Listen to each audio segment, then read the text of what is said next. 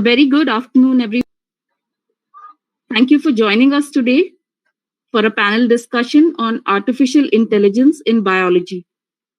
This panel discussion is being organized by the National Center for Cell Science, or NCCS, located in Pune, India, on the occasion of the National Science Day today. NCCS is an autonomous institute of the Department of Biotechnology, Government of India. At the outset, I invite our director in charge, Dr. Arvind Sahu, to please deliver the welcome address. Okay. Good afternoon, everyone, and a happy Science Day. On behalf of NCCS and on my personal behalf, I welcome you all, particularly our panelists, Professor Philip and Professor Kambhavi, and our in-house panelists, Drs. Radha, Janesh, Gaurav, and the budding star Anshul. We are happy to have you all here. And today, apart from our own students, we also have students from different parts of India. So I welcome you all. As you are all aware, the National Science Day is celebrated in India every year to commemorate the discovery of Raman effect by Professor C.V. Raman, for which he was awarded the Nobel Prize in Physics in 1930. This landmark discovery has several real-life implications and applications. For example, we know, that this can be used for non-destructive chemical analysis of materials. It also explains why the sky looks blue and so on and so forth. In this year's Science Day, it's very special because we are celebrating the 75th year of the India's independence. And the theme this year is Integrated Approach in Science and Technology for a Sustainable Future. And therefore, the project, the discussion what we have is very apt today. And in today's panel discussion, it will be on the highlighting the power of AI in biology. And particularly, the panel discussions will be on the CASPER and the cornea. AI, particularly use of AI in biology, is very, very important. And the recent, thing which we all know, the AlphaFold, which was developed using AI technology, has completely revolutionized the structural biology field. And therefore, we are all aware what AI can do if the biology is integrated with the AI. So we hope that today's discussion will bring the students and it will make them think that one should not work in a particular specific field or a silo. We need to come out of it and work and start interdisciplinary subject, think about that, integrate everything, and then it can give us the results which otherwise not possible. And AI has shown this to the world, and still it's just the beginning. We have good examples of these two, CASPER and cornea, which will be discussed today. So I hope that the students, start thinking about such kind of thing, and also will get the idea what the collaborations can do. And this wonderful example, which is going to be discussed today. We also have question and answer session at the end. So I request all the participants to take active part in this and ask as many questions as they have and get the clarifications, seek it from the experts which will be there from the panel. So again, I welcome you all to this exciting discussions today. So Jyoti can take it over. Thank you, everyone. As was mentioned earlier, in today's panel discussion, we will be talking about artificial intelligence in biology, using as examples Cornea and CASPER, two tools that were developed using AI to understand protein structures and interprotein interfaces. Before we move on to the panel discussion itself, two of our panelists today, Dr. Radha Chawan and Dr. Ninant Sajid Philip, will give a brief overview of these two tools so that we have a frame of reference for the discussions that will follow. A quick introduction to these two panelists. Our first panelist is Dr. Radha Chawan, who is a scientist at NCCS. Her research is focused mainly on nuclear pore complexes or NPCs that are embedded in the nuclear membrane bilayer. NPCs mediate the transport of macromolecules between the nucleus and cytoplasm and regulate most cellular processes. Using various structural biology tools, she and her group work in collaboration with cell biologists to understand the versatile functions of NPCs. For example, to learn how NUPs participate in nucleocytoplasmic transport, gene regulation, and cell differentiation.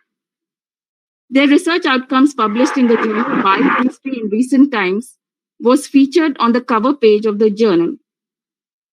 Dr. Chawan is the corresponding author of the paper published on cornea in the journal Biomolecules and is also a co-author of the paper published on CASPER.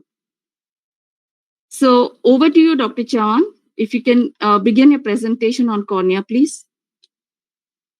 So, good afternoon, everyone. And so the way I'm going to describe our method, which we developed in our lab, Cornea, is going to be very, very simple. So keeping the audience in mind. So, but I will be very happy to give more details or any more information in the end of my talk if people can put in writing questions or can ask me questions. But the talk is going to be very simple to just explain, because we have a panel discussion. So we will just explain the concept, and I hope that we will take forward in the discussion. Right? So I'm sure that everyone in the audience know what proteins are, and everyone have heard this word most of the time in our life, right? So what exactly is a protein? Protein is essentially a polymer of 20 different amino acids. Amino acids, which I have shown in this slide, you can see having a different kind of chemical structures. And these 20 building blocks, they actually forms a protein. So it is a covalently linked polymer of these different amino acids, and a protein sequence which can be as short as 20 amino acid or 10 amino acid, or as long as can be 500 amino acid. And that's what makes protein. In humans or in any eukaryotic cell, it is known that we have more than 1 billion protein molecules which are working inside a cell, and they all are doing certain unique functions, and the function arises from the structures which is acquired by these proteins. So let me just briefly explain that what is some basic rule of the structure, because that will take us to understand where our tool is helpful. So as I just explained, that protein is a polymer or a polypeptide of different amino acid, and I can give you example here what I have typed A, C, D, E, F, G, H, like that. And these are different amino acid which form this polypeptide. And all these amino acid, when they are put together, they have a phenomena of acquiring a certain kind of structures, and the structure we can define at 3 levels. So the just sequence, we call it a primary structure. And when some of these amino acid, you can see green and red color, they have an intrinsic property to fold into a helical structure or a beta sheet, helical as a green or beta sheet as a red, which I have shown here.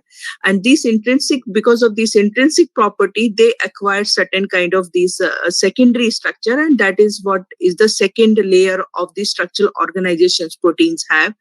And what happens that these helices or the secondary structures are formed by the movement or the arrangement of amino acid in a spiral manner. So here I'm just describing the alpha helix, where you can see that a polypeptide is arranged in a spiral manner, and all these amino acid actually in this spiral arrangement, they are so one is the covalently linked polypeptide chain, what you see here, and then there is a non-covalent bonds of hydrogen bonds, which actually hold this as the helical structure in place. So this is what this is how, in simple terms, alpha helix looks like. So it is looks like a helical or a tubular kind of a structure.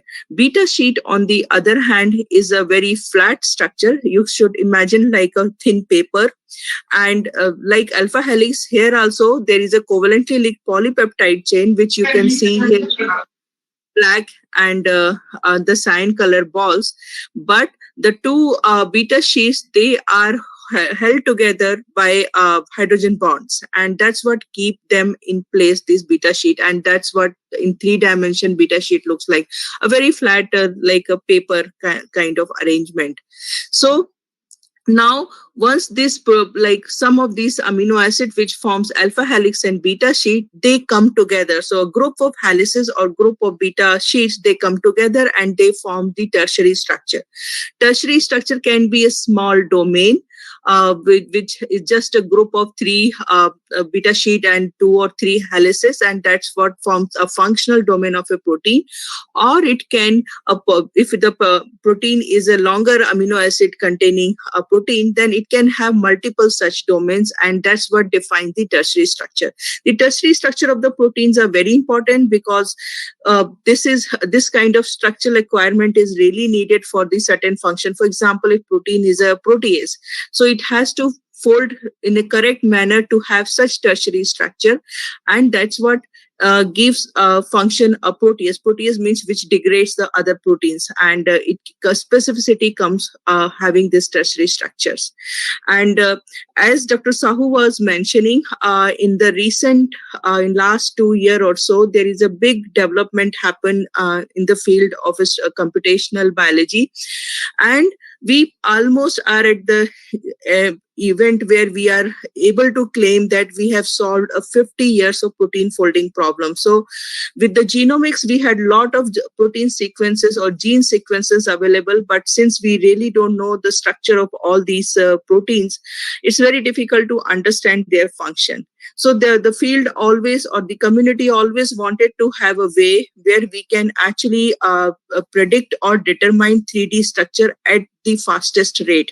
Experimental methods are very slow and very tedious and resource consuming. But if we have a computational method, and it would be like a fantastic tool to have to predict the structures, especially the tertiary structures. So this term AlphaFold, which is now capable to predict a very accurate tertiary structure. So I'm just giving you the example of 2 domains of 2 very important proteins of a cell, RNA polymerase, which actually synthesize RNA, and one is of this cytoskeleton protein, adenosine. And as I just explained, you can now imagine alpha helixes and beta sheet. And what you can see that the green color one is the experimental structure determined by experimental methods, and the blue color one is this AlphaFold predicted structure, and they almost look identical. Sorry about that. So they look almost identical, and similar is this addition structure. So what you can see that AlphaFold is very much capable of predicting this, and the reason it was a big milestone in our field because now we have a tool which can actually predict a lot of structures, tertiary structures of the protein, which can really speed up a lot of understanding of the protein functions in any given scenarios. And 1 minute.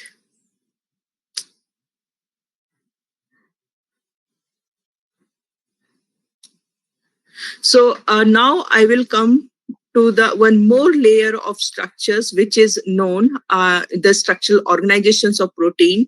And it is very important. As I said in the beginning, a cell has about 1 billion kind of protein molecules, and most of them, they actually never work in isolation. They are always in constant communication or in a crosstalk with the other protein molecules. Sometimes it can be the same protein molecule, and sometimes it can be a different protein molecules. And when they do that, like in this crosstalk, they come together, and that is, we call in our terminology, we call it the quaternary structure of the protein. Means we have two different protein molecules associated with each other, either of the same molecule or two different molecules. So here you can see in the slide, so this was in tertiary structure has one molecule, and now it's two molecules they're associated. And the quaternary structures are also very important. So some protein molecules, they function as a monomer, but there are many protein molecules, they work in oligomeric or in multiple copies, either can of the same protein or it can be a different protein. And so what we did in our lab, we actually tried to develop a tool which can predict the interface of these quaternary structures of the protein. Interface means at what amino acid of these two proteins they are in a crosstalk with each other, and that term is known as an interface. So what we try to do, if we ask ourselves, if we know the sequence of two interacting proteins, we should be able to predict the interface of this. And if we can do so, if we can actually take a step forward in understanding their function. So what I'm not giving you a lot of details of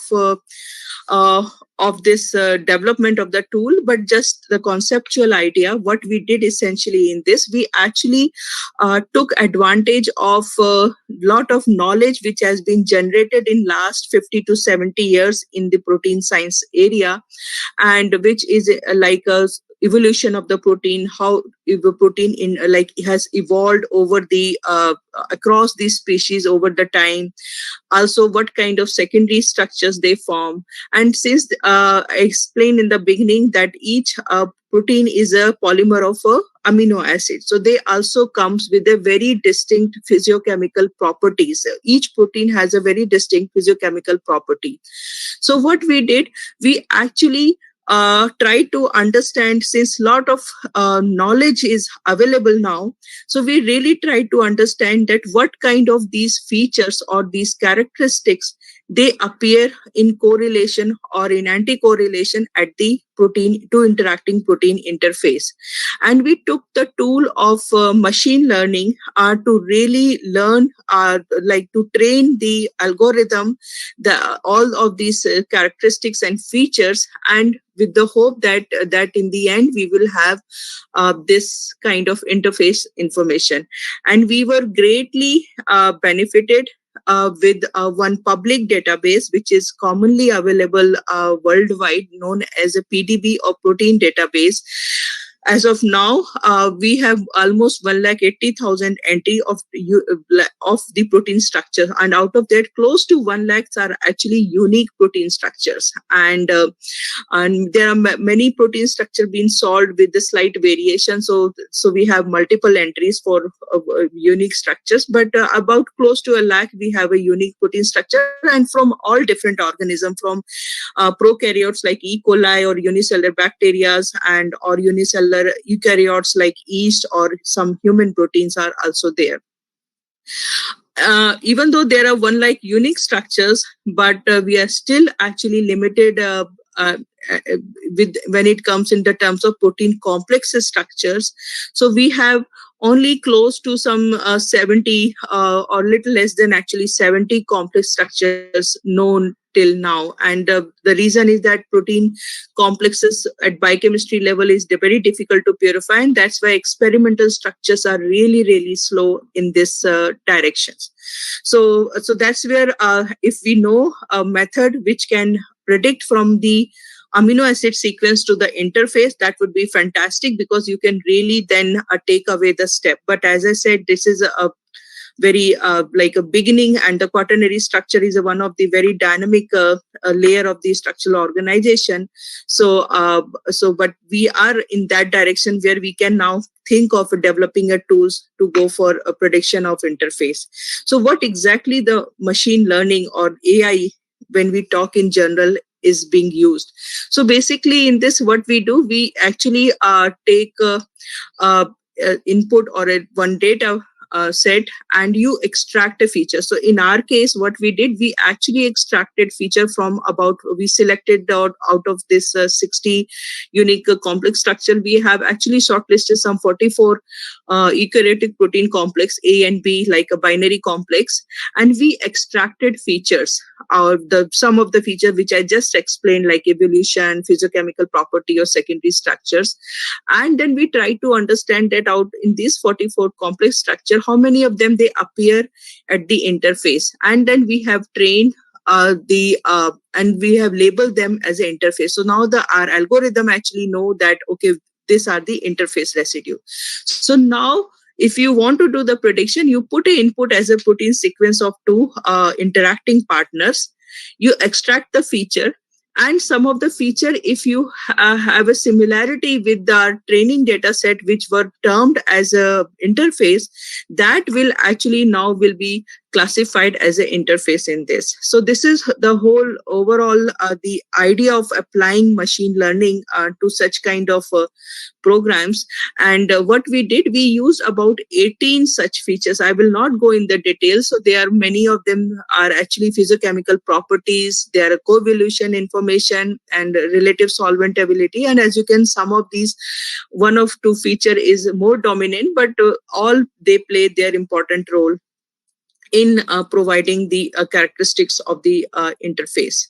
So what we did, we essentially took all these features, and then we used random forest classifier, and which could actually simply classify the information as a 0 or 1, like 0 as a non-interacting or 1 as an interacting residue. And we ended up a list of like A multiply B kind of a matrix, where you actually could see some kind of information of the interface. So here we had one problem. The problem was that, as you can see in secondary structure, that amino acid interact within themselves, within the same polypeptide, right? They not necessarily just interact with other protein, but within themselves.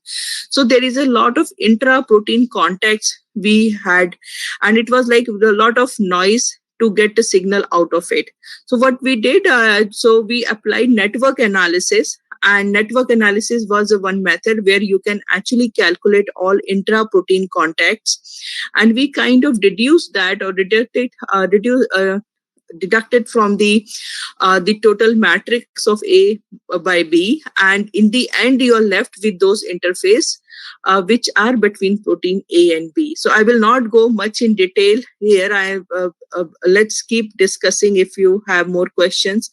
This is just to explain the overall view of the method. And so this was possible in the lab because of multiple peoples, and one of them, the most prominent, I think, is Shekhar's input initially, because my lab is totally experimental biochemistry lab, and but it was one of the advantage of when you work together with the multiple groups. So in NCCS we work with Shekhar and Janesh group together, and every Saturday we discuss.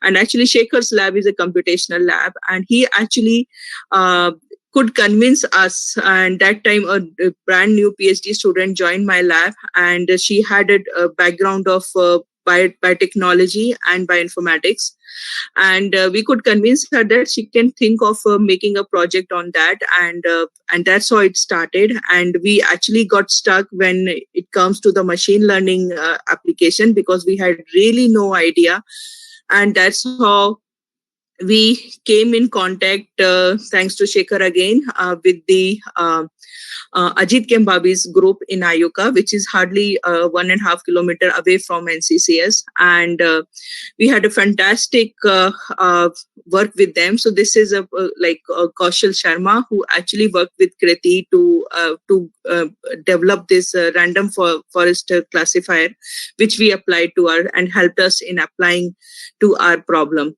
And so this is that paper which we published, and Bhavna is another student in my lab who actually could, because it's a prediction, right? So in biology, we go with the experimental validation, and we could show actually that most of our predictions are actually experimentally true.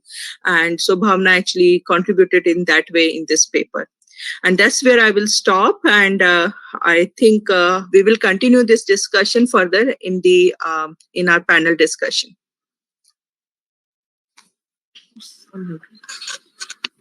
Thank you, Radha.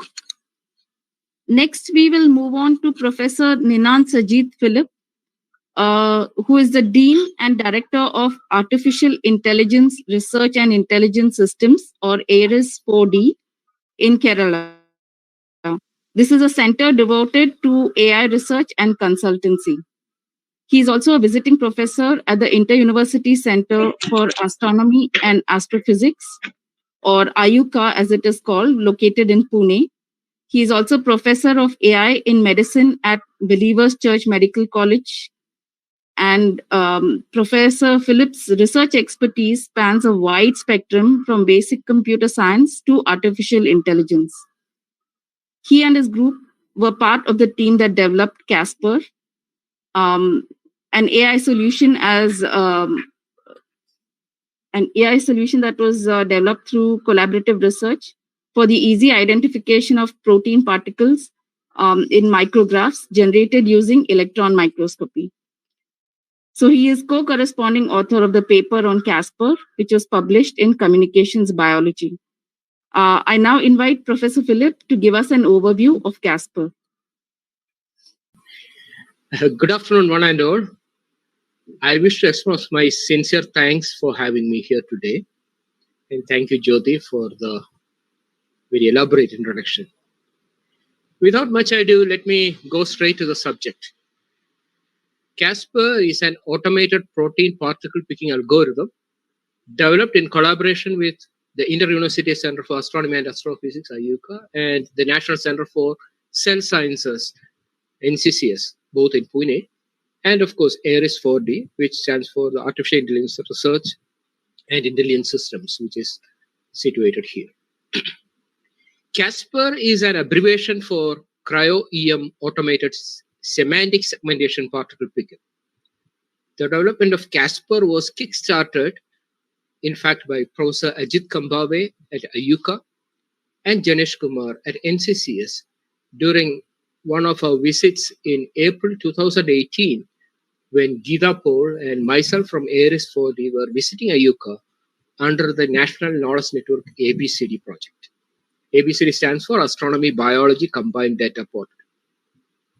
Subsequently, a strong collaboration between the three institutions emerged, involving Radha Chawan and Anshul and from NCCS, and Robin Jacob Roy and Blossom George from ARIS 4D in the development team. While the initial model using semantic segmentation could be developed within a month or so, even before we in fact returned from IUCA, we could demonstrate the proof of concept. It took 2 long years of intensive collaboration and hard work with Anshul, Blossom, and Robin staying and working at NCCS until the first paper on CASPER appeared in Nature Communications on February 2021. So what is CASPER? Since the audience to this meeting is also include non-professionals and enthusiastic students, let us start from the beginning. Thankfully, a very good introduction has already been given by Radha. CASPER is a tool that actually identifies protein in an electron microscope image. So to understand CASPER, one needs to know why it is important to know the structure of the protein. Proteins, as we all know, are the building blocks of life. Other than the DNA that holds the code and the RNA that transcribes and produces proteins, the entire process and the entire functioning of the body tissues are carried out by tens of thousands of proteins in our body. And they all fold to have different structures. more technically called conformations. It is a conformation of these long chains of amino acids linked together by peptides that decides the functionality that they are capable of in both the signaling and enzymatic activity they perform in the living body. Hence, it is a primary necessity to know the structure of a protein to develop drugs that would fight viruses or to treat cancer when it comes to the application set. Since it is the structure or the conformation that makes protein significant, our next goal is to develop a technology to determine this structure. Traditionally, X-ray crystallography was used to image the structure of proteins. As you can imagine, it is a very complex and expensive procedure, in fact, costing around $1,000 to $2,000 per protein structure estimation. Protein structure determination became really affordable only when Cryo-Em imaging techniques was invented. No wonder the 2017 Nobel Prize was backed by 3 different nationals for developing Cryo-Em for the study of biological protein structure. To do Cryo-Em, a homogeneous pure protein sample is first prepared. It is then spread uniformly over a carbon grid. The grid is then quickly inserted into what we call the cryojet that has a temperature several hundreds of degrees below 0 degrees centigrade, so that the mix is frozen instantly to form solid glass. This plate of glass is then used to image the protein projections using a transmission electron microscope. The conversion of the fluid into glass makes the mixture transparent to electron with varying transmittance at regions where the protein particles are present. These slight differences can be imaged to reveal the shadow of the projections on the imaging surface. However, since we have no control over the orientation of the particles in the glass substrate, they may display all possible orientations in the same frame. In addition to that, even after taking all the precautions, you may have several contaminants in the image, like carbon, graphite, and even ice particles. As a result, you may need an expert eye that carefully looks through the images, taking days or weeks for the isolation of genuine protein particles from the image. And this process is called particle picking that comes into the title. Once it is done, similar particle structures are aligned to get the average projections of the protein in different orientations. A well-understood inverse Fourier transform method is then used to reconstruct the 3D structure of the protein. While the whole process in itself is very complex, as you can see, the most crucial part and time-consuming part in the procedure is the particle picking or the isolation of the proteins from the image. It is this procedure that CASPER simplified. In place of days or weeks, CASPER is able to quickly and correctly identify the particles in a few milliseconds. Well, this is just an illustration of what CASPER can do. What you see is a micrograph of a protein called beta-gal, and it is often found in bacteria, fungi, and yeast. When it is presented to CASPER, CASPER labels the protein particles in it and also produces a list of coordinates of these particles. And that is what is shown by these green circles that you see here. The algorithm has extracted the particles and put them on top of a blue canvas that represent the background. The green and yellow regions represent ice and graphite contaminants in the micrographs. To verify that CASPER indeed is making correct predictions, we compare our results with protein particles handpicked by domain experts. In this particular example, I have marked in yellow, I hope you can see near the red circles, red things which are the proteins. I have marked in yellow the proteins handpicked by none other than Richard Henderson, one of the Nobel Prize winners of the discovery of Cryo-Em imaging technique. Needless to say, we have an almost exact match here. Well, at this time, the question that anyone would ask is whether CASPER is the only tool to do this. The answer is a big no. There are over a dozen applications published in literature aiming to achieve this goal. Well, in that case, what is so special about CASPER? When CASPER was finally ready for publications, there were two competing models, Cryo-Em and Topaz, both of which were able to give good predictions. Cryo-Em was developed by Max Planck in Germany and Topaz by MIT in the US, just a couple of months or weeks prior to the release of CASPER.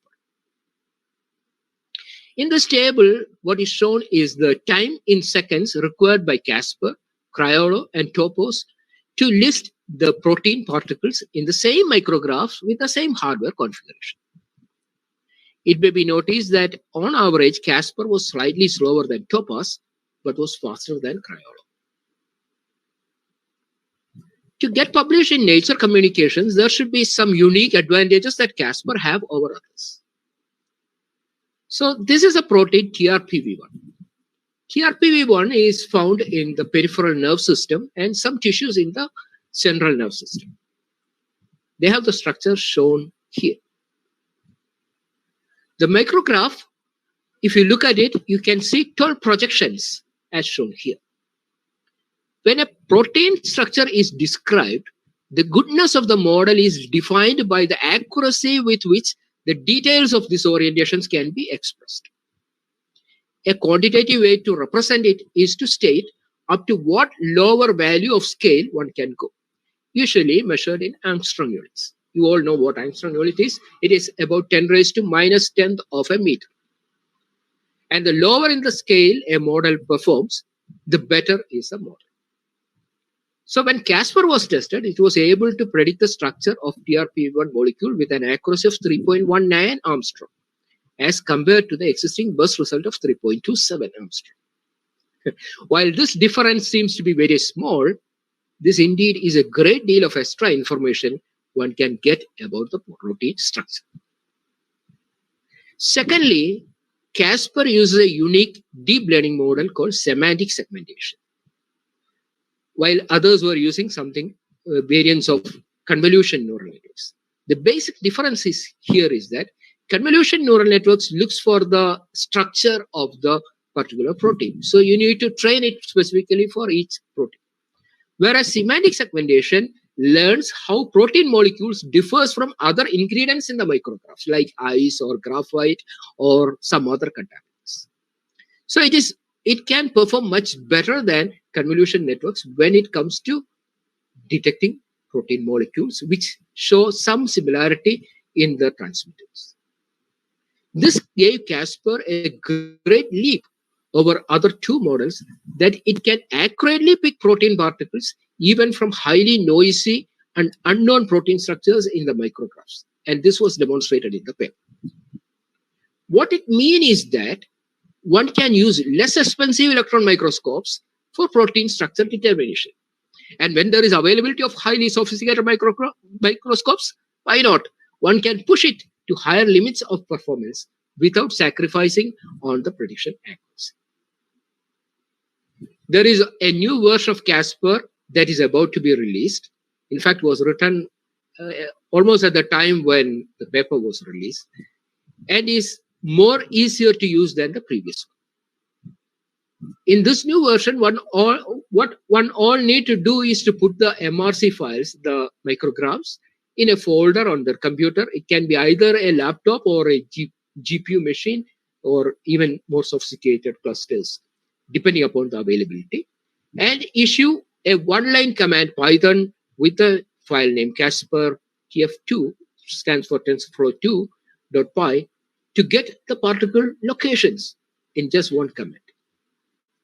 The only interface that shows up asks for user confirmation on the correctness of the particles it has automatically picked up. It can predict even new protein structures without training specifically for them. But of course, you can always train it again in a one-line command. So we believe that this new release will make CASPER easy for everyone, even non-technical users, and will give wide popularity among the researchers who need them. I wish to conclude my talk with the symbol of unity in diversity. There would have been no CASPER if we remained in our islands of specialities. It is a result of teamwork which formed a supercluster instead of super speciality that produced CASPER. So the most important lesson from CASPER is not the tool we developed. Rather, it is the power of joining hands. With joined hands, we will be more powerful than the China wall. Thank you one and all for making this possible. Thank you. So let us move on to the actual panel discussion, where we get a feel for the joy of working together as an interdisciplinary team. So the research groups that conceptualized and created CASPER and CoRNeA are multidisciplinary teams that are spread out across 5 institutions in 4 cities of India. These teams comprise scientists with expertise in diverse backgrounds, including structural biology, biochemistry, artificial intelligence, physics, and astronomy. And we are very fortunate to have with us here 5 of these team members who will participate, or rather, 6 of them now, who will participate as panelists. I have already introduced 2 of them who gave us an overview about CASPER and CoRNeA. Let me quickly introduce the remaining panel members. I would like to begin with Dr. Ajit Kambhavi. Dr. Kambhavi is a professor emeritus at the Inter-University Center for Astronomy and Astrophysics, IUCA, like I said earlier, which is located in Pune, where he was also the former director. He's also the principal investigator of the recently launched Pune Knowledge Cluster and a member of ISRO's APIC Science Board. His background is in astronomy, and his work encompasses, among many other areas, the application of AI to astronomy and biology.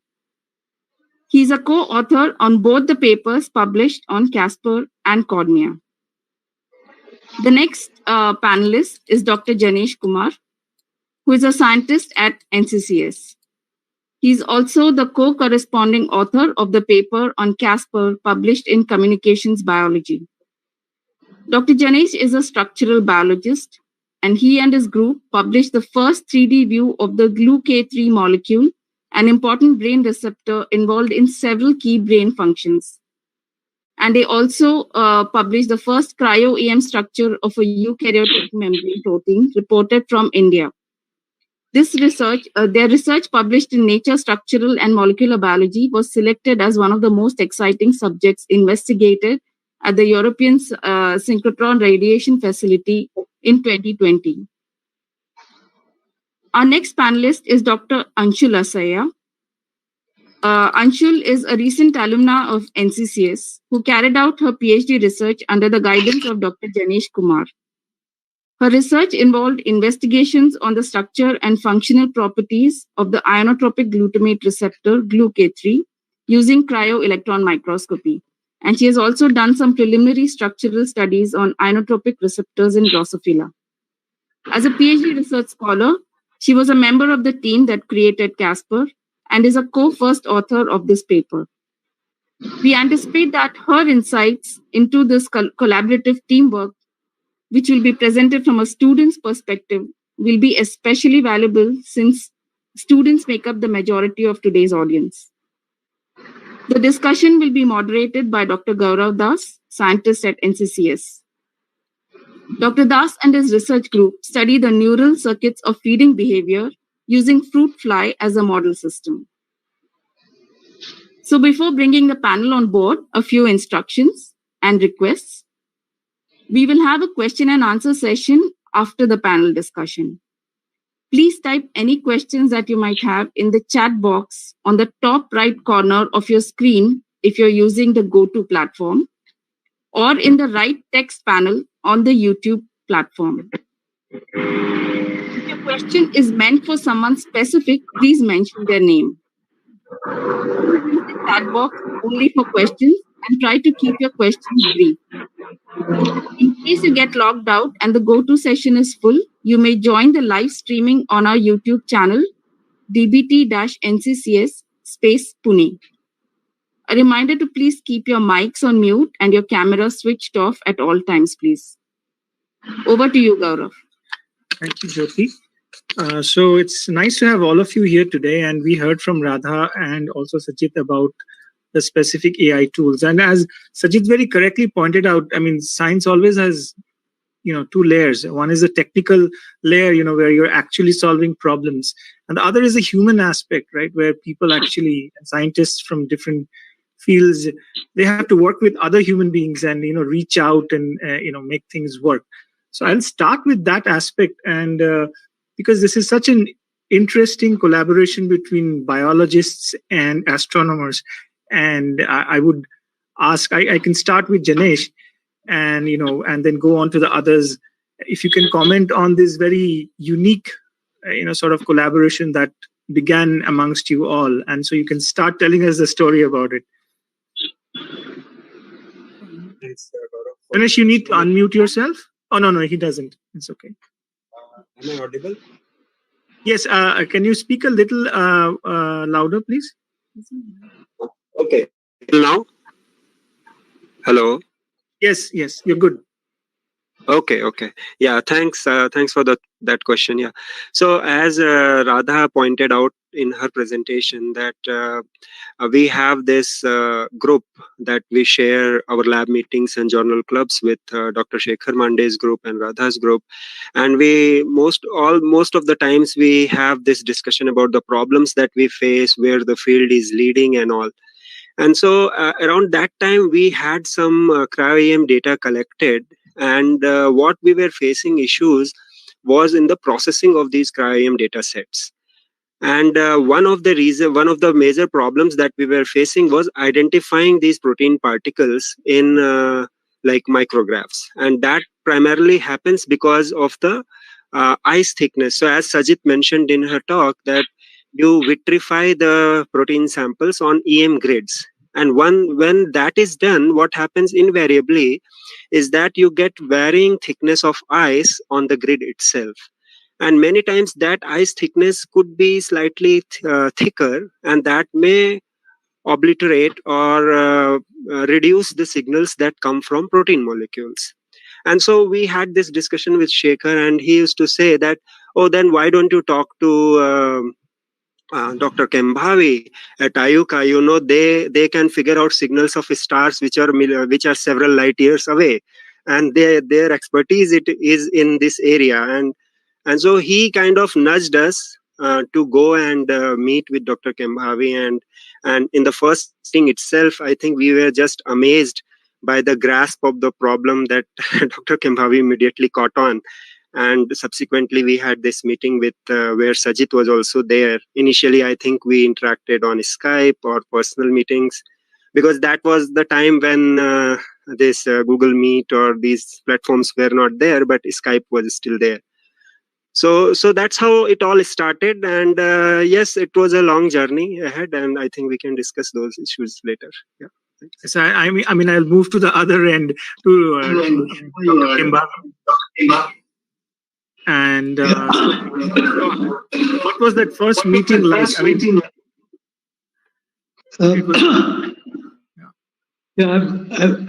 first of all, I'm very happy to be at this discussion here, and it has been quite a very nice experience for me, because I'm in a very comfortable situation of neither knowing biology. I know biology. I don't know any biology at all, and I know AI very sparingly. Right, so which means that I can say anything and get away with it. So typically, when people come for problems, very long ago, it was more than 20 years ago, like 23, 24 years ago, when Sajit started visiting IUCAA. So I found that he has interest in machine learning, and that was the time when I had absolutely no knowledge about it. And I said that, would you know how to apply machine learning to astronomy? And then we started working on the problem, and it worked, it clicked. And that paper we wrote long ago still gets referenced. And so then we have done various things which are emerging from it. So similarly, when Janesh and others came there, I was very happy. Started talking about it, and I got various people together, and it worked. And my only regret has been that after these two papers were written, we have not written many more. And while I was listening to you people, and then they are very nice talks, I got a completely new idea, not on a specific, uh, not on a specific problem, but on how many problems can be addressed all at once. And as the discussion proceeds, I'll talk about it. I'll come back to it, and uh, I'll try to persuade you people to accept that idea. Great. So I'll move to Anshul. And so how was it trying to explain, I mean, these first few meetings? I mean, I'm guessing that it wasn't always that smooth. It took quite a few sessions to sort of get to, for both parties to get on board and sort of, maintain the interest and see where this could go, see the possibilities actually. So Anshul, how was these, first few sessions for somebody who has a background in biology, but, we are often very scared to do anything mathematical or computational. Sometimes, more so. I mean, some biologists more than others. So, how was this first few meetings? What was your experience? So, when I was told for the first time that I'm supposed to be, contributing in this project, so I was totally clueless. And then in the first few meetings, when I interacted with Blessing and Robin, they were also clueless about biology, and I was clueless about AI. So, so like we used to discuss why we want to solve the structure of proteins, why it is important. Then I told them about the details of Cryo-Em, how it is done, and what is the output, what is the expected outcome. And then we started reading together. They started reading biology with me, and I started reading the technical or techniques with them. So whatever techniques were already there, machine learning based techniques for Cryo-Em data processing, we started learning them together, and then we started finding ways so as to how we solve this particular problem of particles in Cryo-Em data sets. So yeah, that was very exciting, but at the same time we both were scared because both of us were exposed to a very different niche which we were unaware of in the beginning. So yeah, that was really exciting, but I think that is what science is all about. So, like we are often told to get out of our comfort zones, and that way it would be a very rewarding experience. So would you say that, there are a lot of students here today and you have just graduated, from NCCS. Would you say that this was a very fruitful exercise to sort of venture out there and, sort of take a little bit of risk and learn something new? Of course. So, it felt like an adventure to me rather than just a project. So I was on an adventure ride throughout, throughout this period when Casper was being developed and tested. So I was also very much scared because we were taking risk. I was totally a person who was involved with experimental, like wet lab experiments in a biology lab, and I had never experienced this kind of computers and all these development, like technique development and everything. But when we started working on this project, I found that this really makes you more capable and more innovative in a way, and that is all you want when you are in research. So I think yes, taking risks is worth. Thank you, Anshul. So I would like to move to Radha. So you talked about cornea as a tool for looking at quaternary structures. So yeah, as you guys have developed this tool, and you also said that your student verified whether it in real life it worked. And so, is this proving to be quite helpful for you people? And also, do you get feedback from the community in general about whether, it's always a good feeling that when people tell us that, oh, we have used what you have developed, or, we have done things or techniques that you have developed. So how has your experience been with cornea and after, developing this tool? So actually, what I missed or I didn't wanted to talk in detail was that why we developed cornea in our lab. So the one of the problem we are working on the lab is a nucleopore complex, which is an assembly of 34. We work on human NPC, and which is a 34 nucleoporin. Each nucleoporin on an average 100 to 200 kilodalton, and it forms 120 megadalton assembly. So NPC was just like first time imaged using EM in 1950s, and today 2022, and we still have no way to determine high resolution structure. And that actually limit understanding the role of NPC in biology. I mean, it's a fundamental to biology. You take any eukaryotic cell, and without that, there is no eukaryotic cell, right? But function-wise, it's a black hole for us. So what in our lab we were doing, we are trying to reconstitute some of these complexes of some of 3 or 4 nucleoporin complexes in the lab at biochemical level so that we can determine the structure. And the problem we were facing that years after years we spend in defining the construct boundary for protein expression, and then it fails. So there was a lot of failures. Actually, entire my postdoc was like also that. So then I really was desperate to find a method which can tell me interface of 2 interacting protein at the fastest. I mean, in our lab, we have tried everything, co-immunoprecipitation, SPR. I mean, you just name it. I mean, since my postdoc, I'm trying all interaction methods, Is2 hybrid also. But every method comes with a limitation.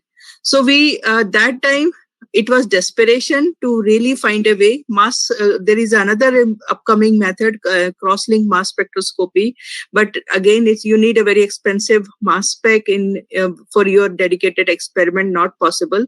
So we really like the idea, which was given by Shekhar actually in one of our meetings, that why don't you guys apply a computational method for, and the field is, as I explained in my talks, like till tertiary structure, there was some consistent development happening, but for quaternary structure the field is still nascent. I mean, one of the reason is that we have a limited data set, so right now extracting features is a limiting factor, but actually in last 2-3 years now we are seeing lots of complexes. So now I think we are poised to really start taking it to next level.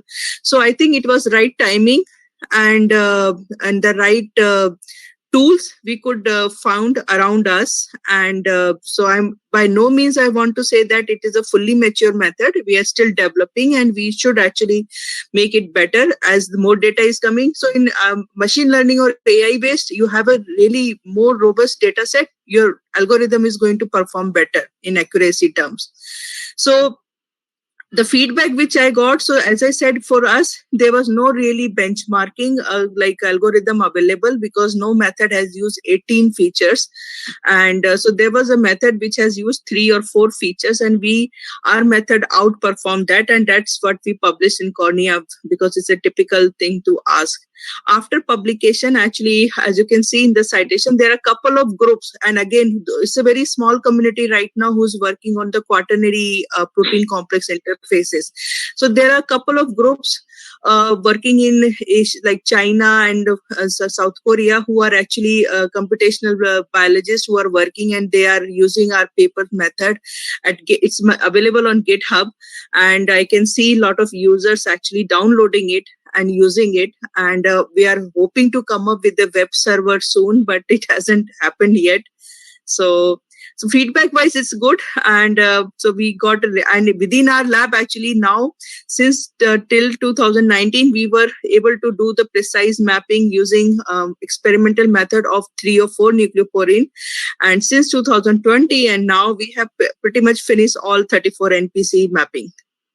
And not only NPC, we are doing now the cytoskeleton protein. So it really has speed up the work. Cool. So desperation is can be a very positive force, like to push ourselves beyond our sort of the general boundaries and comfort zones, right? So I agree. Yeah. I'll move to Sajid. So, I would like to hear your, you probably now getting more and more used to, or you always work with biologists also to solve problems. So, of course, the first part of the question is how was this whole interaction, right? And, you should tell us about the difficulties and also the sort of overcoming those difficulties and the positive feedback at the end of the day, and then we can move on to something else that we would like to ask you. As Ajit was mentioning, my knowledge of biology is very limited, and in fact, after schooling, I did not have any biology lessons in the formal way. But of course, interacting with good scientists like Janesh, Radha, and the rest of the team, there were a few others also at NCCS with whom I had interacted. It was really amazing. I must say, I was always with wow. This is simply amazing when I see every new protein structure or every new thing they had to describe to me. So, in fact, that is what brought me to astronomy also. I did not start as an astronomer. I am not an astronomer at all. Though I am labeled as an astronomer often. I am not an astronomer. I have never been under the telescope. So you understand that I have never been an astronomer. My area of research has always been machine learning, and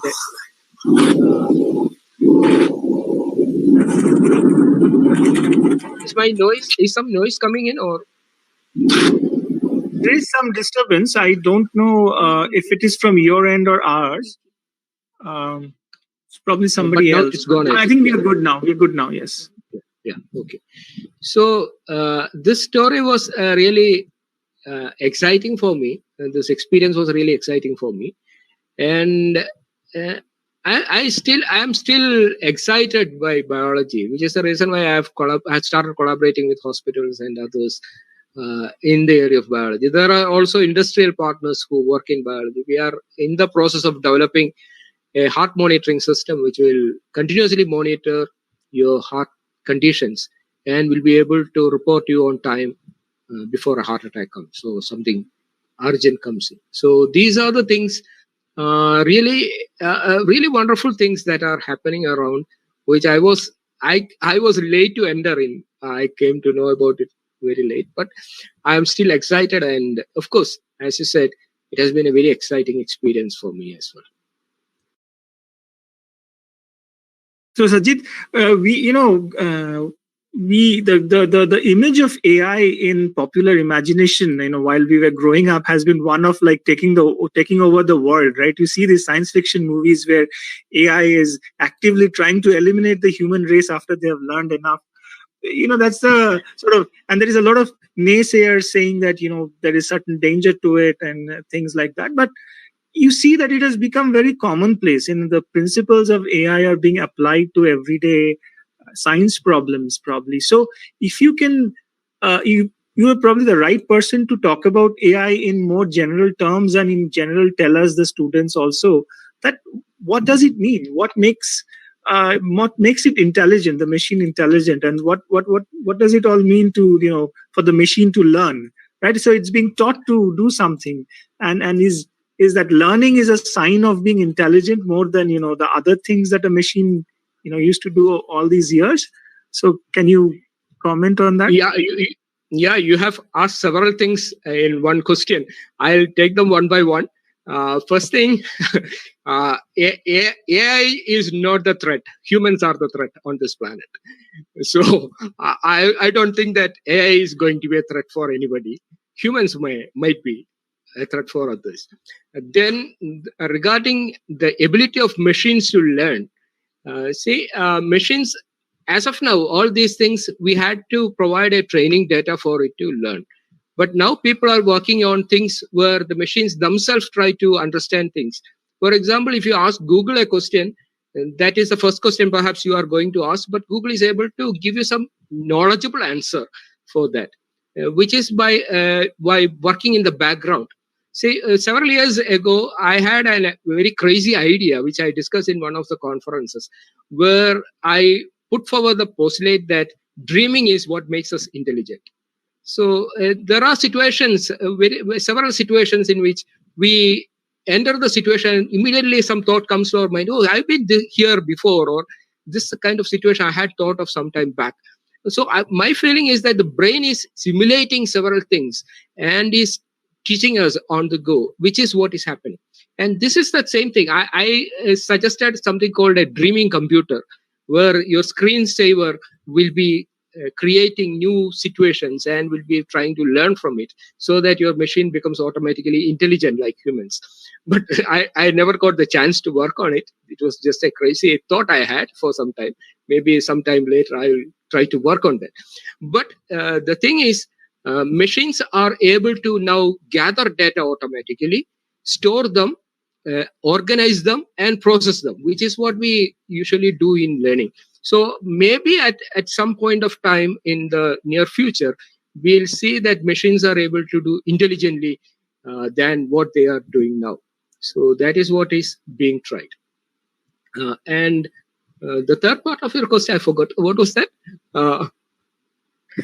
I asked too many, I think. No. So I was, and I can't remember right now if any of the panelists. One of the things I always tell Janesh is that as soon as I finish something, I forget all about it. So if he has a question, he has to ask it before the sunset. Otherwise, I'll forget. So I have a very poor memory. So I just moved to Ajit also. So I would like to ask, this is a very, so looking at galaxies and looking at protein structures and looking up and looking down, sort of this analogy. So, I mean, what is common between these two, sort of, it's all problem solving at the level of the scientist, but, what does it mean for the budding scientists or people who want to make science their life? What does it mean? Can you kindly turn off your mic? It's Kiran Mishra. So let me just add a little bit to what Sajid said about intelligent machines and so on. There's a quote by some famous person, I've forgotten who it is. It was quoted by somebody else in a talk I was hearing. And what he said was that it is not true that quite soon AI will replace scientists.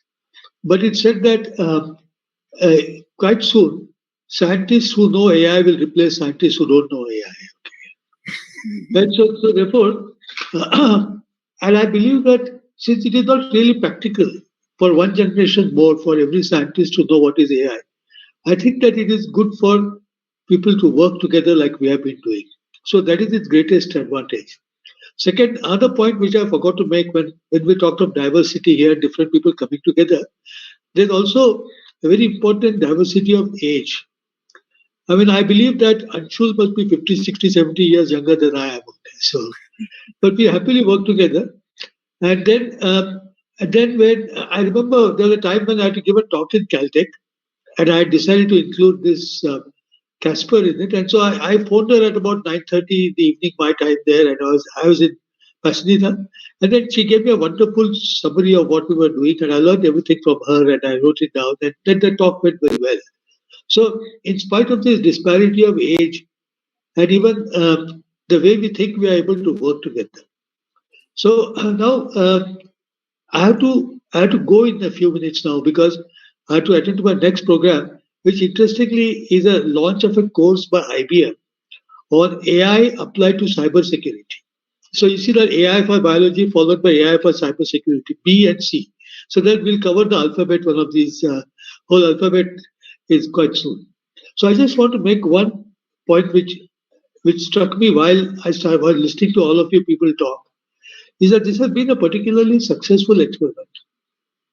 And Shekhar Mandey put us together, and then we quickly became friends. It's extremely important to become friends in order to work together properly.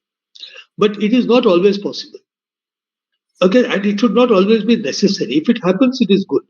So therefore, what you require is that some kind of a structure on which, some kind of a platform on which this work can happen.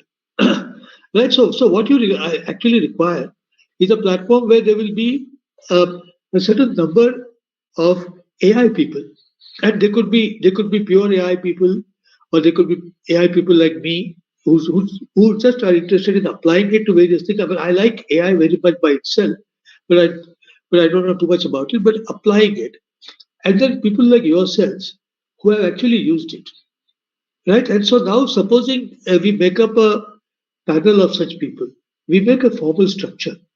Okay, and then India is so rich in biology, and the biological establishment in India is about the biggest scientific establishment, and many of them will have these kind of problems together. And that solving these problems can take you quite far. So we can say that, look, we have this one. Please bring your problem to us, right? And then we'll work together. And then if we can point you in the right direction, we can provide you with the right tools, or we can work with you.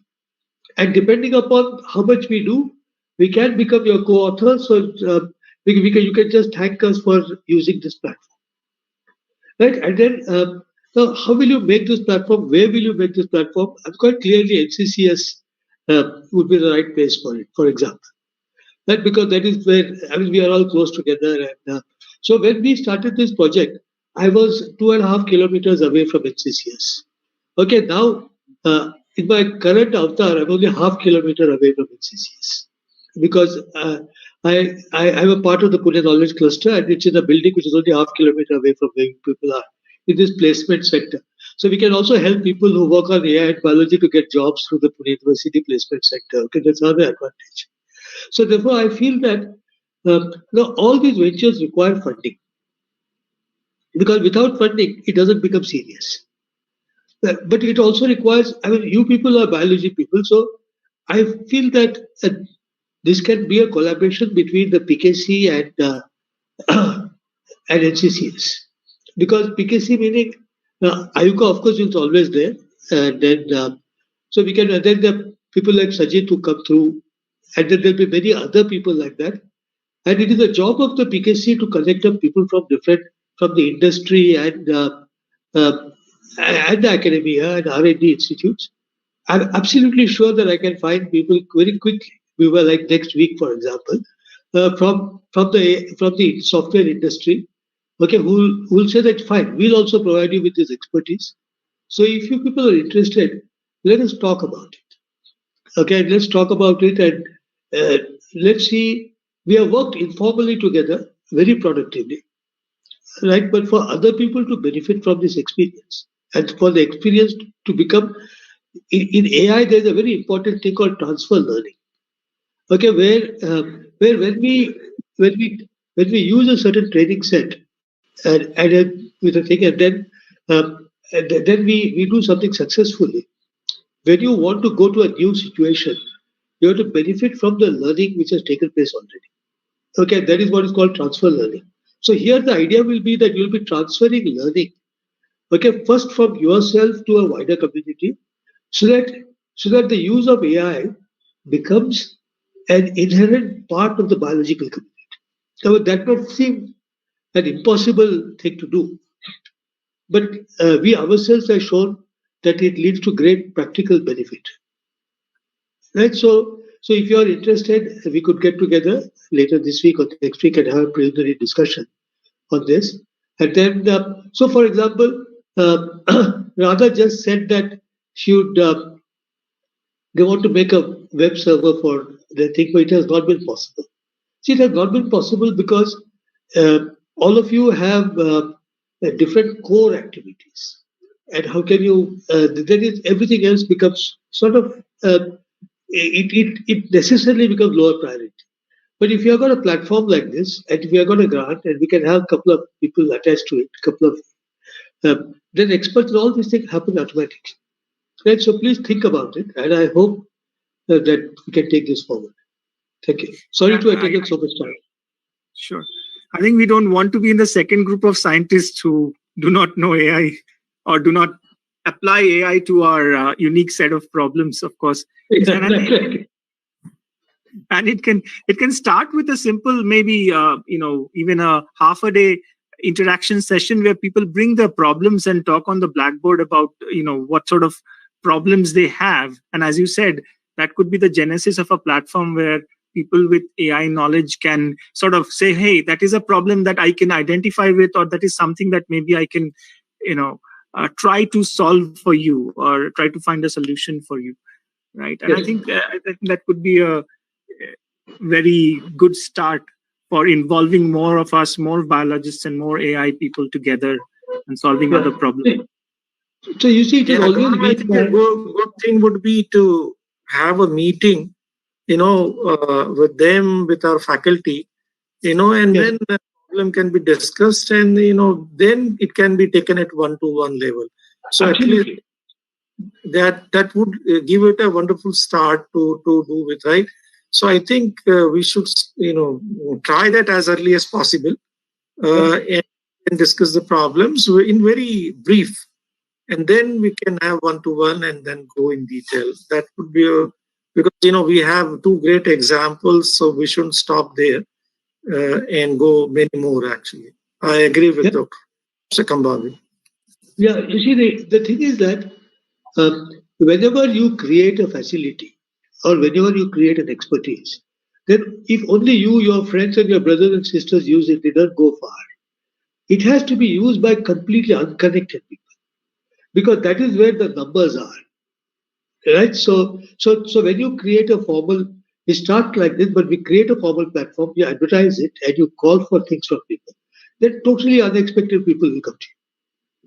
Okay, and so that is where you find the collaborations become most fruitful because they are most valuable to them. So we are on the supply side, whereas to be on demand side also.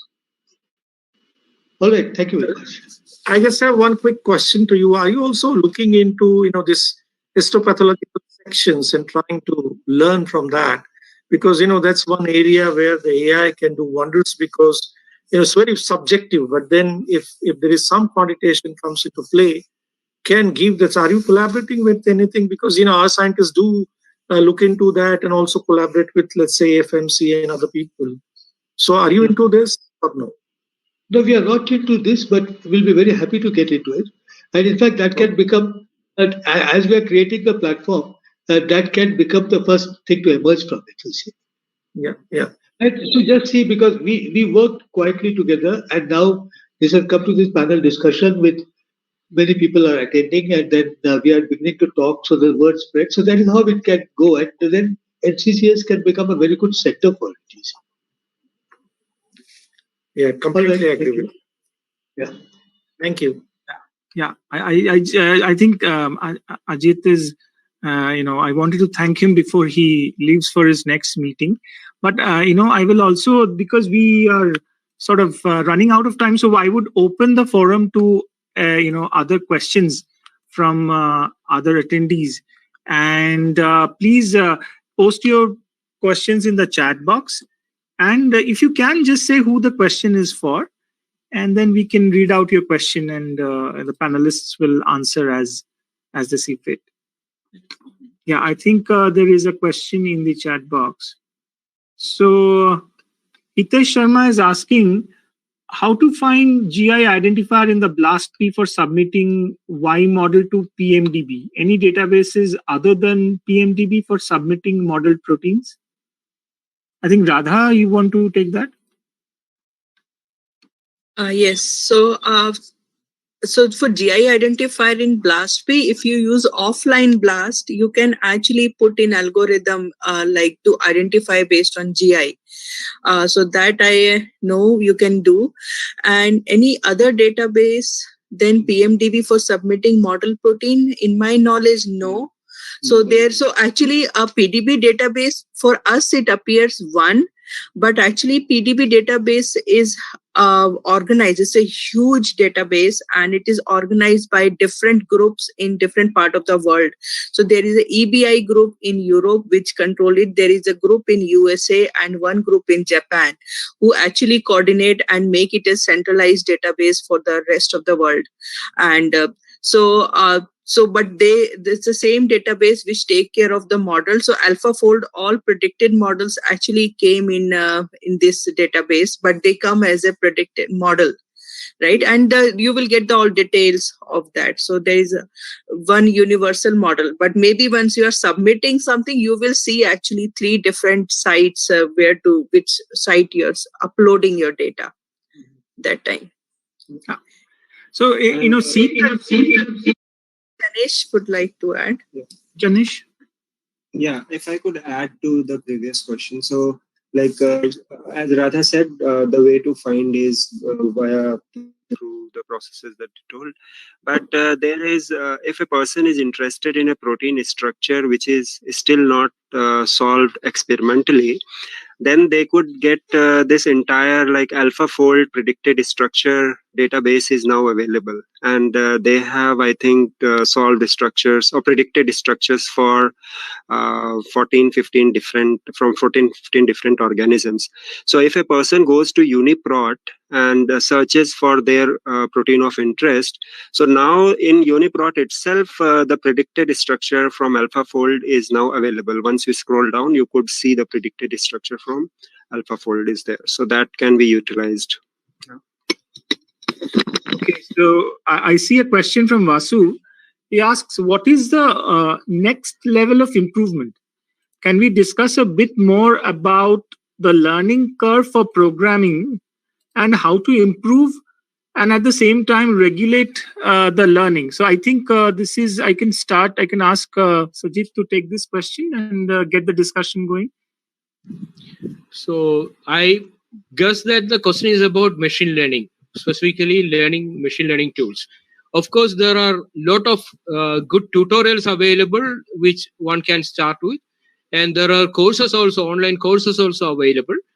But the learning curve is, I would say, rather, it's not steep at least. It's, of course, all new subjects, when you start learning it, you will have some hurdles, but of course, you can always contact our group. For example, we offer students from various places.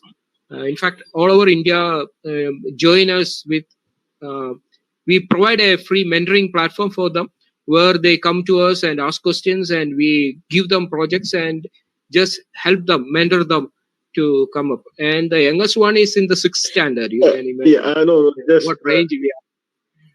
Yeah. Go ahead, So, Vasu. You can just turn the mic on. Yeah. Also, yeah, I was turn just your camera on also. I was asking about the learning curve for the machine in terms of the program. That how long or what is the I don't. Can I do that? I don't have that option. Okay, let me try it. Can you see me? okay. No, we can't. But if it is a problem, you can just go ahead with your question. We can hear you clearly. Yes. Yeah. So what I wanted to know was how big is the data set required for the machine to learn, or what is the number of iteration in terms of learning, and how do we regulate what it learns from those data sets in terms of, I mean, we may want it to learn, at least in this case, but one of the problem that Gaurav said in terms of fictional thing is that it may learn something which we really don't want the machine to learn. So how do we restrict that? Yeah, so in all these, there are various different kinds of machine learning tools. The learning tool that we use is called supervised learning, where you are the supervisor, you provide the training data, you tell the machine, here, look, these are the available information about the particular data set, and this is the result I want to get from it. So that is a supervised learning method, where you then have some gauging methods by which you can judge how better the machine has learned. Then what you do is that after making sure that the machine is able to predict on the training data, the data that you provide for training, you provide it some independent data which was not used for training but is of similar type.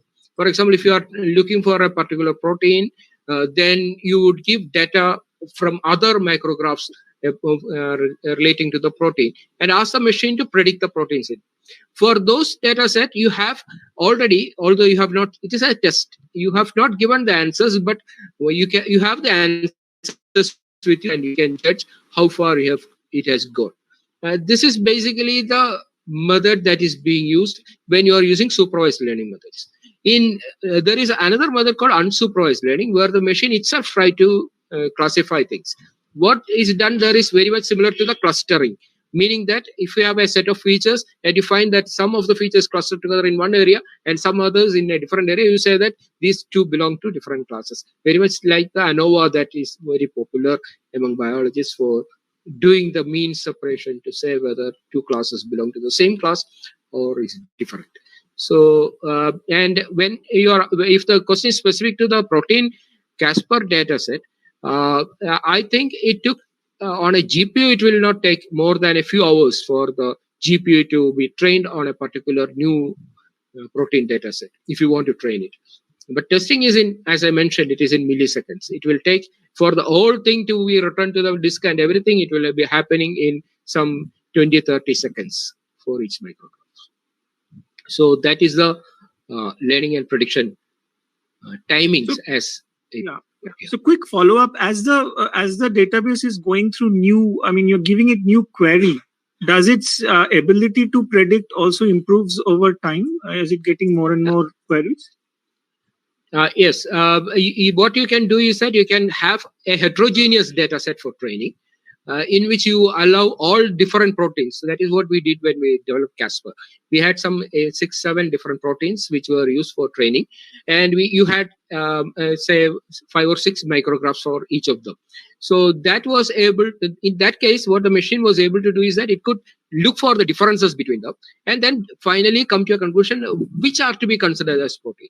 So it was a pixel based algorithm that we used. Pixel based means it looks for every pixel in the dataset and try to correlate between the pixels so that it will say that, oh, this group of pixels belong to this particular protein, this group of pixels belong to another particular group of pixels. So the advantage is that if you have, say, in this particular case, we have been using only homogeneous protein particles. But if you have a heterogeneous dataset, a micrograph in which you have different proteins, it will be able to individually point out which protein is which and which is the other one. All these things can be done. Yeah, no. So what I was getting at is, let's say somebody uses CASPER and it is they upload their own micrographs of interest, right? Does that also over time improve the accuracy of the program, or is it like already learned and reached an optimal before you have sort of unveiled it to the rest of the world? At present, it don't learn anything from the new micrographs it receives. But that is what Ajit was mentioning, transfer learning. You can always implement that so that the machine will be able to learn from it. But the catch there is that then the person who is doing it should be willing to answer the queries to the machine, saying that this protein belongs to this one, this protein belongs to this one, like that. So that is why it is not already implemented. Right now, it's a black box which answers the questions that you give. So there are no questions in the chat box, but I would like to ask Anshul that you just finished your PhD, and how did this experience with artificial intelligence methods, is it going to influence your choice of what you do now? I mean, what sort of labs you find or what you do going forward? Yes, of course, it has influence. Like for my future, I would definitely like to add this machine learning based techniques or a lab where this kind of work is being done along with the wet lab experiments that we do. So, of course, as Dr. Kambhavi said, that artificial learning is going to be a big thing in the coming future. So, I would definitely not like to leave it like this. So now I'm into it, and now I'm trying to learn more and more of it so that it can benefit me in the future. So definitely that will be my choice. So are you also, they are saying that biologists, I mean, I'm a neurobiologist, but they're saying biologists have to learn programming of some sort. It is a little scary, but so what I want to ask you is, are you looking to taking any programming, training or courses? I mean, Yes, good thing about the pandemic I'm already doing that. Right after I finished my PhD, I've been taking lessons for programming and everything.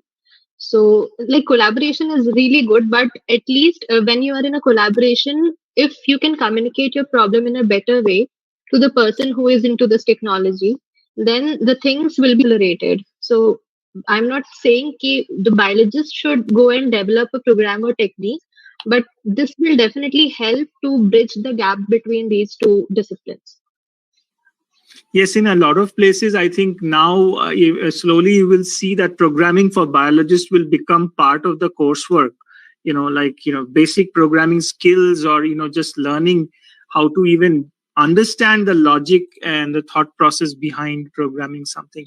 So, Anshul, any other closing remarks that you would like to make, or any topic that you would like to comment on in the sort of context of our discussion? Is there anything that you would like to tell the audience? I would like to add one thing, that in most of the biological problems, the size of data sets that we have is huge. And if you really want to solve that problem, come to a conclusion and then analyze it to widen the scope of your research, then machine learning is one of the best approach.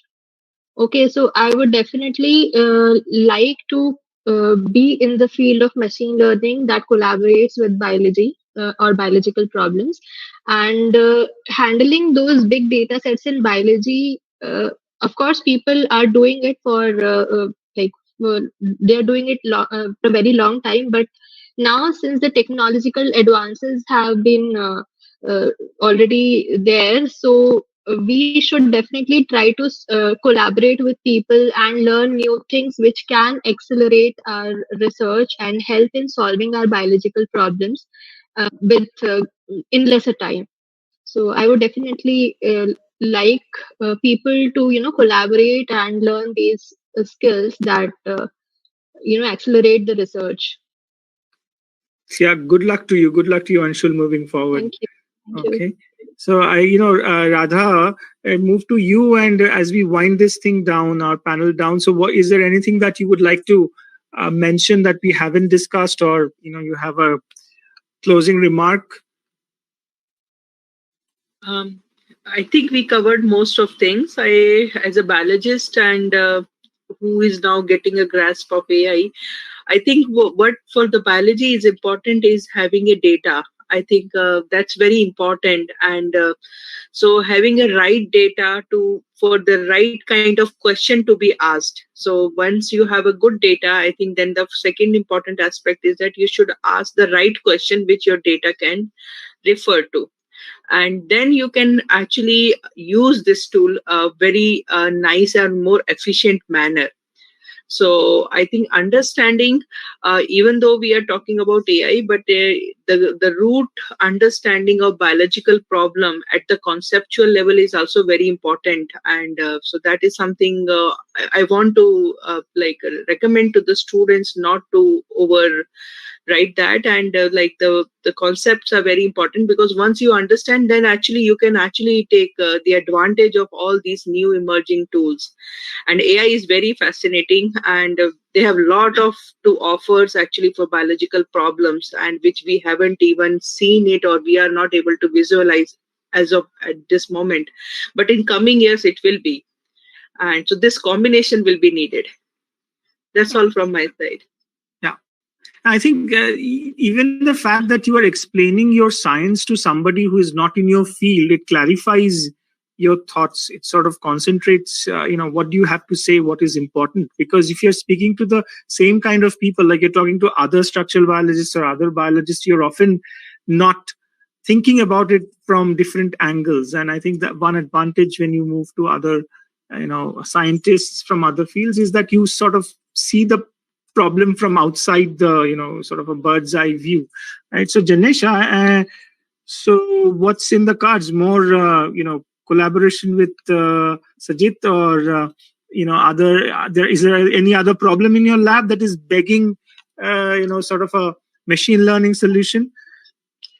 Yeah, so I think we are going to go ahead with many more problems at hand, and we have already had multiple meetings with Sajit and Dr. Kambhavi and other people on board. So yeah, we are not going to stop here. I would just like to add to what Radha was saying. So like Radha mentioned about the biology and the way we should approach about it.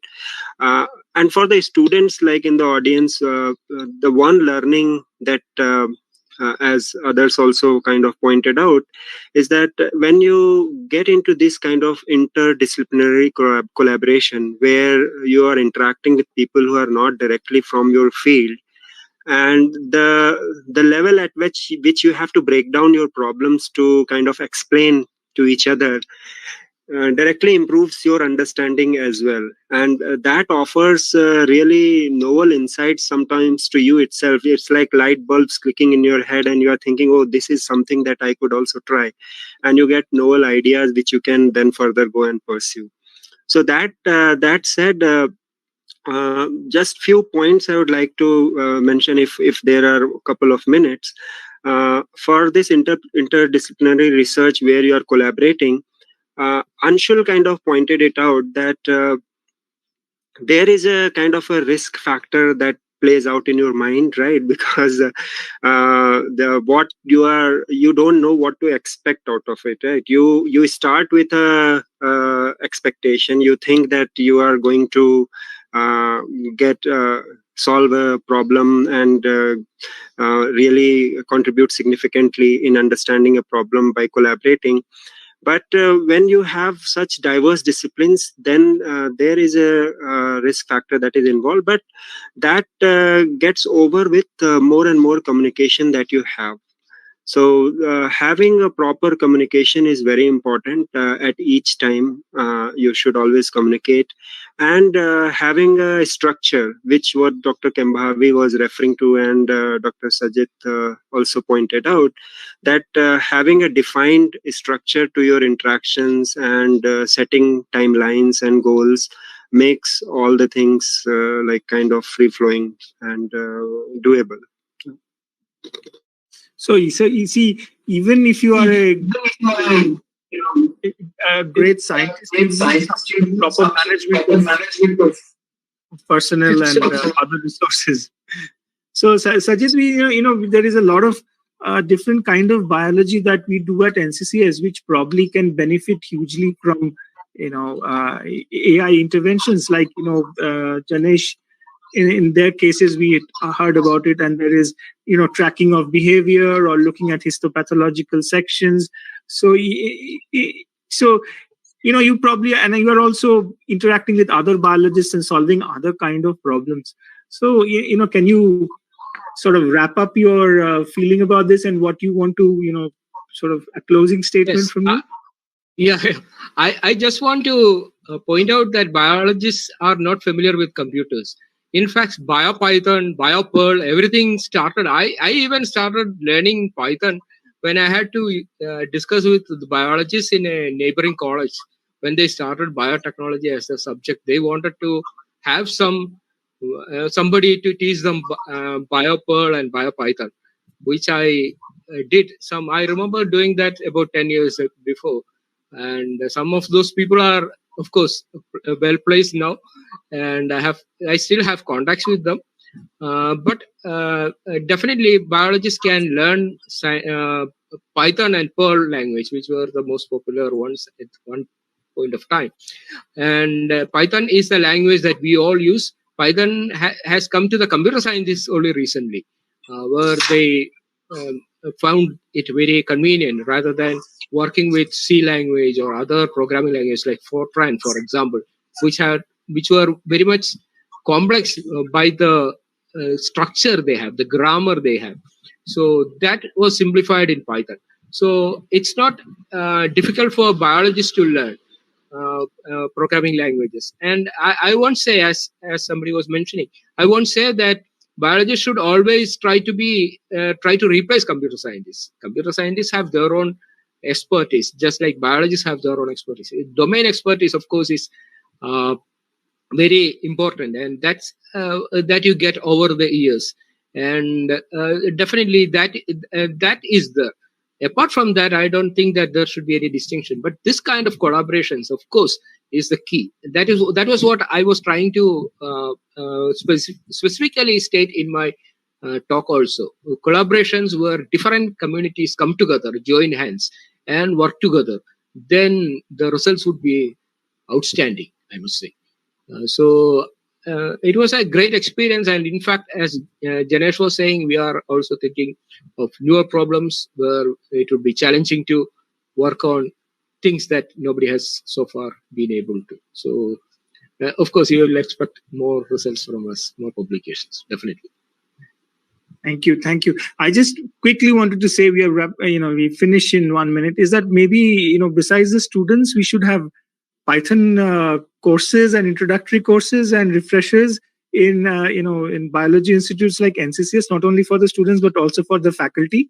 And I know that some of my fellow faculties are learning Python on their own initiative, but it will be nice to have a framework where programming education can be pushed and made more easy for everybody in an institute like ours. So I think maybe that's a direction that we probably end up going anyways, because it will be so essential, right? So I just wanted to thank all of you for being here today. I think it was a wonderful discussion, and we heard a lot about working together and the and the rewards of it.